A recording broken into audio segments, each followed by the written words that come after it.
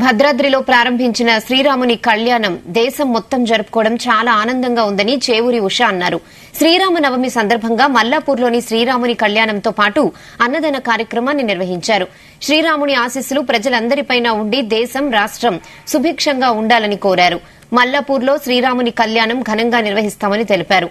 అన్నదానంలో సుమారు 4,000 మంది భక్తులు పాల్గొన్నారు.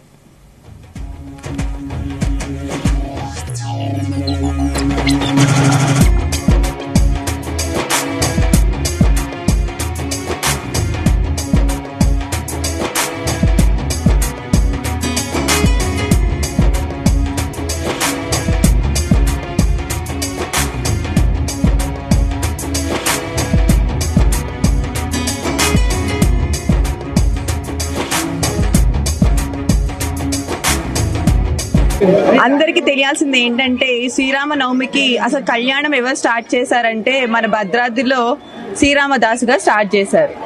అలా మనం ఎప్పటి నుంచో చేసుకుంటున్న ఈ వేడుకల్ని ఇంత ఘనంగా మన మల్లాపూర్లో ప్రతి సంవత్సరం జరగడం నాకు నిజంగా చాలా చాలా ఆనందంగా ఉంది.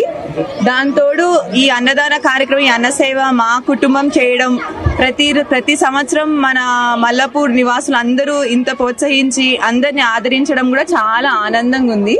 ఫస్ట్ టైం ఇక్కడికి వచ్చి మళ్ళీ అందరినీ చూడడం, అందరినీ కలుసుకోవడం, మా ఆంటీలని, అక్కలని, అన్నలని కలుసుకోవడం మాకు చాలా చాలా ఆనందంగా ఉంది. ఇట్లాంటి కార్యక్రమాల చిన్నవైనా పెద్దవైనా ఏ సేవా కార్యక్రమైనా మన మల్లాపూర్ నివాసులు ఫస్ట్